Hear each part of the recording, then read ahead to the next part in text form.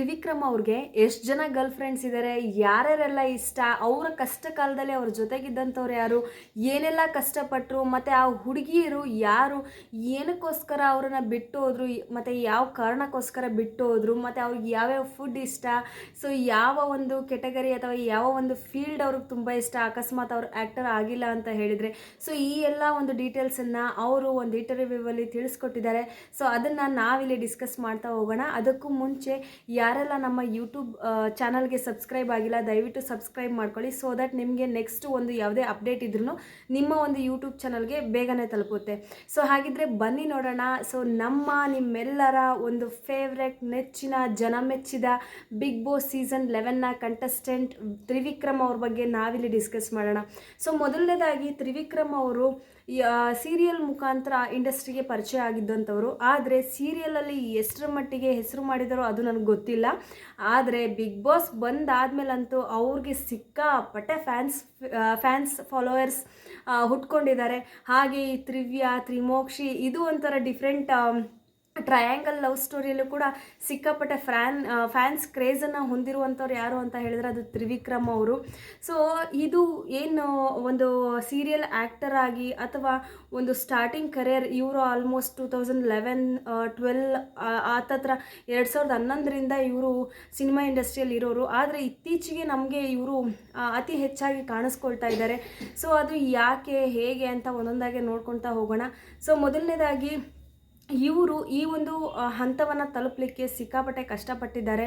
ಹತ್ತತ್ರ ಕೋವಿಡ್ ಆದಮೇಲಂತೂ 3-4 ವರ್ಷ ಮನೇಲೇ ಇದ್ದಾರೆ. ಸುಮಾರಷ್ಟು ಪ್ರಾಜೆಕ್ಟ್ಗಳು ಸಿಗ್ತಾ ಇತ್ತು, ಆದರೆ ಸರಿಯಾಗಿ ಪೇಮೆಂಟ್ ಬರ್ತಾ ಇರಲಿಲ್ಲ. ಹಾಗೆ ಇವ್ರು ಹೇಳ್ಕೊಂಡಿರೋ ಹಾಗೆ ಪ್ರಾಜೆಕ್ಟ್ಗಳು ಸಿಕ್ಕರೆ ಪೇಮೆಂಟ್ ಬರ್ತಾ ಇರಲಿಲ್ಲ, ಪ್ರಾಜೆಕ್ಟ್ ಒಪ್ಕೊಂಡ್ರೆ ಕಂಪ್ಲೀಟ್ ಆಗ್ತಾ ಇರಲಿಲ್ಲ, ಅರ್ಧಕ್ಕೆ ನಿಂತೋಗ್ತಾ ಇತ್ತು. ಸುಮಾರಷ್ಟು ಮಾಡಿರುವಂತಹ ಮೂವಿಗಳು ಕೂಡ ಇವರ ದುರದೃಷ್ಟವಶಾತ್ ರಿಲೀಸ್ ಕೂಡ ಆಗಿಲ್ವಂತೆ. ಸೊ ಈ ರೀತಿ ಸಿಕ್ಕಾಪಟ್ಟೆ ಕಷ್ಟಗಳನ್ನು ಎದುರಿಸಿದ್ದಾರೆ ಕೂಡ. ಸೊ ಹಾಗೆ ನಿಮ್ಗೆಲ್ಲರಿಗೂ ಗೊತ್ತು, ಒಂದು ಸಿನಿಮಾ ಇಂಡಸ್ಟ್ರಿಯಲ್ಲಿ ಯಾರೇ ಒಬ್ಬರು ಕೆಲಸ ಮಾಡ್ತಾ ಇದ್ದಾರೆ ಅಥವಾ ಸಿನಿಮಾ ಇಂಡಸ್ಟ್ರಿಯಲ್ಲಿ ನಟ ಅಥವಾ ನಟಿ ಅಂತ ಹೇಳಿದ್ರೆ ಸುಮಾರಷ್ಟು ಜನಗಳು ಮದುವೆ ಆಗಲಿಕ್ಕೋ ಅಥವಾ boy friend girl friend ಮಾಡ್ಕೊಳ್ಳಿಕ್ಕೋ ಹಿಂದೇಟಾಗ್ತಾರೆ.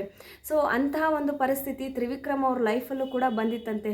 So ಯಾಕೆ ಅಂತ ಹೇಳಿದ್ರೆ ಇವ್ರಿಗೆ ಕರಿಯರಲ್ಲಿ ಸ್ಟೆಬಿಲಿಟಿ ಅಂತ ಇರಲ್ಲ. ಸೊ ಅಕಸ್ಮಾತ್ ಯಾರೇ ಒಬ್ಬರು ಎಕ್ಸಾಂಪಲ್ ತೊಗೊಳೋದಾದರೆ, ಯಾರೋ ಒಬ್ರು ಕೆಲಸಕ್ಕೆ ಹೋಗ್ತಾ ಇದ್ದಾರೆ, ಅಥವಾ ಗೌರ್ಮೆಂಟ್ ಕೆಲಸನೋ ಅಥವಾ ಪ್ರೈವೇಟ್ ಕೆಲಸನೋ ಯಾವುದೋ ಒಂದು ಕೆಲಸ ಅಂತ ತೊಗೊಂಡ್ರೆ ಅಲ್ಲಿ ಒಂದಿಷ್ಟು ಸಂಬಳ ಅಂತ ಒಂದು ತಿಂಗಳಿಗೆ ಇಷ್ಟಂತ ಬರ್ತಾ ಇರುತ್ತೆ. ಬಟ್ ಸಿನಿಮಾದಲ್ಲಿ ಆ ಥರ ಅಲ್ಲ. ಪ್ರಾಜೆಕ್ಟ್ ಅಂತ ಬಂದಾಗ ಅವರಿಗೆ ಇಷ್ಟು ಸಂಬಳ ಅಂತ ಕೊಡ್ತಾರೆ ಅಥವಾ ಇಷ್ಟು ಪೇಮೆಂಟ್ ಅಂತ ಕೊಡ್ತಾರೆ. ಅವರ ಅದೃಷ್ಟ ಚೆನ್ನಾಗಿಲ್ಲ ಅಥವಾ ಅವ್ರಿಗೆ ಮಾರ್ಕೆಟ್ ವ್ಯಾಲ್ಯೂ ಇಲ್ಲ ಅಂತ ಹೇಳಿದ್ರೆ ಅವ್ರಿಗೆ ಯಾವ ಪ್ರಾಜೆಕ್ಟ್ ಕೂಡ ಸಿಗಲ್ಲ. ಸೊ ಈ ರೀತಿ ಸುಮಾರಷ್ಟು ಕಷ್ಟಗಳನ್ನ ಸುಮಾರಷ್ಟು ನಟ ನಟಿಯರು ಅನುಭವಿಸ್ತಾ ಇದ್ದಾರೆ ಇವತ್ತಿನ ಕಾಲದಲ್ಲಿ.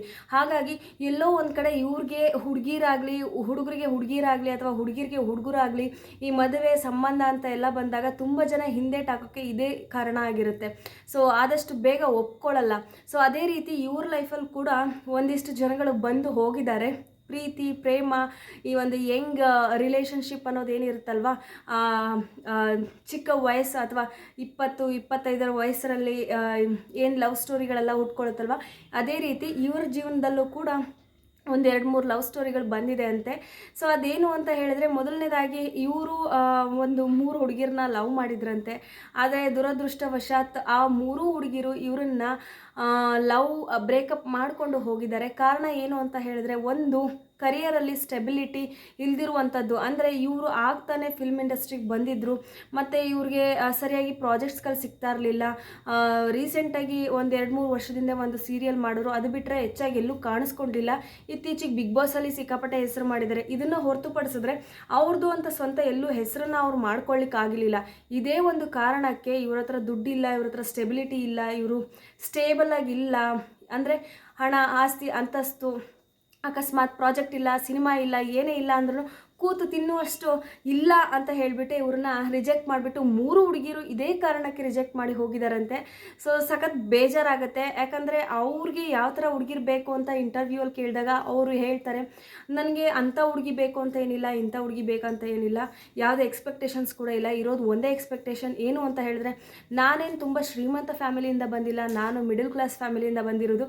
ನನ್ನ ಕಷ್ಟ ಸುಖಗಳನ್ನ ಅರ್ಥ ಮಾಡಿಕೊಂಡು ನನ್ನ ಜೊತೆಗೆ ಹೆಜ್ಜೆ ಹಾಕೋ ಹುಡುಗಿ ಸಿಕ್ಕರೆ ಸಾಕು, ನನಗೇನು ಹಾಗೆ ಇರಬೇಕು, ಹೀಗೆ ಇರಬೇಕು ಅನ್ನೋ ಯಾವುದೇ ರೀತಿ ಎಕ್ಸ್ಪೆಕ್ಟೇಷನ್ಸ್ ಇಲ್ಲ ಅಂತ ಹೇಳ್ತಾರೆ. ಅದ್ರ ಜೊತೆಗೆ ಇಂಟರ್ವ್ಯೂವರ್ಸ್ ಕೇಳ್ತಾರೆ, ನಿಮಗೆ ಹಳ್ಳಿ ಹುಡುಗಿ ಬೇಕಾ ಅಥವಾ ಸಿಟಿ ಹುಡುಗಿ ಬೇಕಾ ಅಂತ ಹೇಳ್ಬಿಟ್ಟು.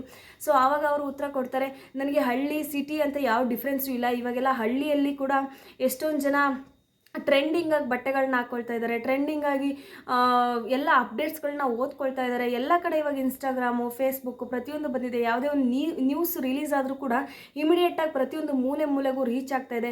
ಸೊ ಈಗಿನ ಕಾಲದಲ್ಲಿ ಎಲ್ಲೂ ಹಳ್ಳಿ ಸಿಟಿ, ಇದು ಹಳ್ಳಿ ಹುಡುಗಿ ಸಿಟಿ ಹುಡುಗಿ ಆ ಥರ ಎಲ್ಲ ಏನು ಡಿಫ್ರೆನ್ಸ್ ಇಲ್ಲ.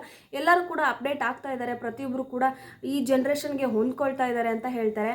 ಮತ್ತು ಇವರು ಕಷ್ಟಪಟ್ಟಂತಹ ಆಲ್ಮೋಸ್ಟ್ ಒಂದು 10-12 ವರ್ಷದಿಂದ ಏನು ಈ ಇಂಡಸ್ಟ್ರಿಯಲ್ಲಿ ಕಷ್ಟಪಟ್ಟಿದ್ದಾರಲ್ವ, ಸೊ ಆ ಒಂದು ಜರ್ನಿನ ಕೂಡ ನೆನೆಸ್ಕೊಂಡು ಬೇಜಾರು ಪಡ್ಕೊಳ್ತಾರೆ. ಅಫ್ಕೋರ್ಸ್ ಈ ಒಂದು ಸಿನಿಮಾ ಇಂಡಸ್ಟ್ರಿ ಅಂತ ಬಂದಾಗ ಸಾವಿರಾರು ಜನ ಕಷ್ಟಪಡ್ತಾ ಇರ್ತಾರೆ, ಪ್ರತಿ ಜನ 1000 ಜನ ಹುಟ್ಕೊಳ್ತಾ ಇರ್ತಾರೆ, ಹಾಗೆ 1000 ಜನ ಬೇರೆ ಒಂದು ಇಂಡಸ್ಟ್ರಿನ ಬಿಟ್ಬಿಟ್ಟು ಹೋಗೋರು ಕೂಡ ಇರ್ತಾರೆ. ಯಾಕಂದರೆ ಇಲ್ಲಿ ಸ್ಟೆಬಿಲಿಟಿ ಪಡ್ಕೊಳ್ಳೋದು ಸಿಕ್ಕಾಪಟ್ಟೆ ಕಷ್ಟ ಆಗಿರುತ್ತೆ, ಎಲ್ಲೋ 100ಕ್ಕೆ ಯಶಸ್ಸು ಸಿಗುವಂಥದ್ದು ಆಗಿರುತ್ತೆ. ಸೊ ಹಾಗಾಗಿ ಇವರ ಕಷ್ಟದ ದಿನಗಳಲ್ಲಿ ಯಾರು ಕೈ ಹಿಡಿದಿದ್ದು ಅಂತ ಹೇಳಿದ್ರೆ ಇವರ ತಾಯಿ. ಯಾವತ್ತಿಗೂ ನೀನು ಎಷ್ಟು ದುಡ್ಕೊಂಬಂದೆ, ಎಷ್ಟು ತೊಗೊಂಡು ಬಂದೆ, ಏನು ಮಾಡಿದೆ, ಏನು ಮಾಡ್ತೀಯಾ, ಯಾವ ಪ್ರಶ್ನೆಗಳನ್ನು ಕೇಳ್ತಾ ಇರಲಿಲ್ಲ. ಇದು ಆ್ಯಕ್ಚುಲಿ ತ್ರಿವಿಕ್ರಮ್ ಅಂತ ಅಲ್ಲ, ಪ್ರತಿಯೊಂದು ತಾಯಿ ಕೂಡ ಇದೇ ರೀತಿಯಾಗಿರ್ತಾರೆ. ಸೊ ಮಗ ಎಷ್ಟೇ ಕಷ್ಟಪಟ್ಟರು, ಎಷ್ಟೇ ಕಷ್ಟಪಟ್ಟಿಲ್ಲ ಅಂದ್ರೂ ತಾಯಿ ಅನ್ನೋ ಜೀವ ಪ್ರತಿ ಬಾರಿ ಮರಳೋದು ಯಾರಿಗೆ ಅಂತ ಕೇಳಿದ್ರೆ ತನ್ನ ಮಗುವಿಗೆ ಮಾತ್ರ. ಸೊ ಹಾಗಾಗಿ ಇವರ ಪ್ರತಿಯೊಂದು ಕಷ್ಟದಲ್ಲೂ ಜೊತೆಗೆ ನಿಂತವ್ರು ಯಾರು ಅಂತ ಹೇಳಿದರೆ ಅವರ ತಾಯಿಯವರು, ಅವರೇ ಹೇಳ್ಕೊಂಡಿರೋ ಹಾಗೆ. ಸೊ ಹಾಗಿದ್ರೆ ನೋಡಿದ್ರಲ್ವಾ ಇವರ ಗರ್ಲ್ ಫ್ರೆಂಡ್ ಹಿಸ್ಟ್ರಿ ಯಾವ ಥರ ಇತ್ತು ಅಂತ ಹೇಳಿಬಿಟ್ಟು. ಸೊ ಏನೇ ಆಗಲಿ ಪ್ರತಿಯೊಂದಕ್ಕೂ ಹಣೆ ಬರ ಚೆನ್ನಾಗಿರಬೇಕು.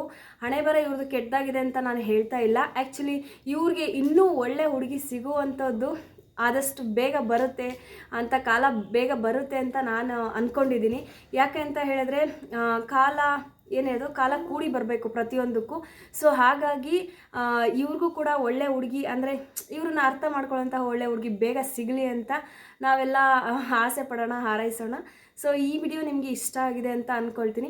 ಸೊ ಹಾಗಿದ್ರೆ ಲೈಕ್ ಮಾಡಿ, ಶೇರ್ ಮಾಡಿ, ಸಬ್ಸ್ಕ್ರೈಬ್ ಮಾಡಿ. ನಾನು ನಿಮಗೆ ಸಿಗ್ತೀನಿ ಮತ್ತೊಂದು ವಿಡಿಯೋ ಅಪ್ಡೇಟ್ ಮುಖಾಂತರ. ಸೊ ಅಲ್ಲಿವರೆಗೂ ಟೇಕ್ ಕೇರ್, ಬಾಯ್. ಹಾಗೆ ಈ ವಿಡಿಯೋದಲ್ಲಿ ಕಮೆಂಟ್ ಮಾಡಿ ತಿಳಿಸಿ ನಿಮಗೆ ತ್ರಿವಿಕ್ರಮ್ ಅವ್ರಿಗೆ ಯಾರು ಬೆಸ್ಟ್ ಜೋಡಿ ಆಗ್ಬಹುದು ಅಂತೇಳ್ಬಿಟ್ಟು. ಸೊ ಹಾಗೆ ಯಾವ ಥರ ಹುಡುಗಿ ಸಿಗಬಹುದು ಅಂತೇಳ್ಬಿಟ್ಟು. ಆ್ಯಕ್ಚುಲಿ ತ್ರಿವ್ಯಾ, ತ್ರಿಮೋಕ್ಷಿ ಇದ್ರ ಬಗ್ಗೆ ಅವ್ರು ಆಲ್ರೆಡಿ ಕ್ಲಾರಿಟಿ ಕೊಟ್ಟಾಗಿದೆ. ಅವರು ನನ್ನ ಬೆಸ್ಟ್ ಫ್ರೆಂಡ್ಸ್ ಥರ ನೋಡಿರೋದು. ಸೊ ಅವ್ರನ್ನ ಯಾವತ್ತೂ ನಾನು ಗರ್ಲ್ ಫ್ರೆಂಡ್ ಅಥವಾ ನನ್ನ ಒಂದು ಪಾರ್ಟ್ನರ್ ಆ ಒಂದು ದೃಷ್ಟಿಕೋನದಿಂದ ನಾನು ನೋಡಿಲ್ಲ ಅಂತ ಹೇಳ್ಕೊಂಡಿದ್ದಾರೆ. ಸೊ ಹಾಗಿದ್ರೆ ನೋಡಿದ್ರಲ್ಲ ಫ್ರೆಂಡ್ಸ್, ಅವರು ಕೇವಲ ಅವರ ಒಂದು ಬೆಸ್ಟ್ ಫ್ರೆಂಡ್ ಮಾತ್ರ, ಅವ್ರ ಮಧ್ಯೆ ಯಾವುದೇ ರೀತಿಯ ಈ ಒಂದು ಸಂಬಂಧ, ರಿಲೇಷನ್ಶಿಪ್ ಅನ್ನೋದು ಇಲ್ಲ. ಸೊ ಹಾಗಾಗಿ ನಿಮಗೆ ತ್ರಿವಿಕ್ರಮ್ ಅವರು ಯಾವ ಥರ ಗರ್ಲ್ ಫ್ರೆಂಡ್ ಸಿಗ್ತಾರೆ ಅನ್ನೋದನ್ನ ಕಮೆಂಟ್ ಮಾಡಿ ತಿಳಿಸಿ, ಸಿಗಬೇಕು ಅನ್ನೋದನ್ನ ಕಮೆಂಟ್ ಮಾಡಿ ತಿಳಿಸಿ. ಹಾಗೆ ತ್ರಿಮೋಕ್ಷಿ, ತ್ರಿವ್ಯಾ ಏನಾದರೂ ಚಾನ್ಸಸ್ ಇದೆಯಾ ಅನ್ನೋದು ಕೂಡ ಕಮೆಂಟ್ ಮಾಡಿ ತಿಳಿಸಿ. ಓಕೆನಾ? ಸೊ ಅಲ್ಲಿವರೆಗೂ ಟೇಕ್ ಕೇರ್, ಬಾಯ್.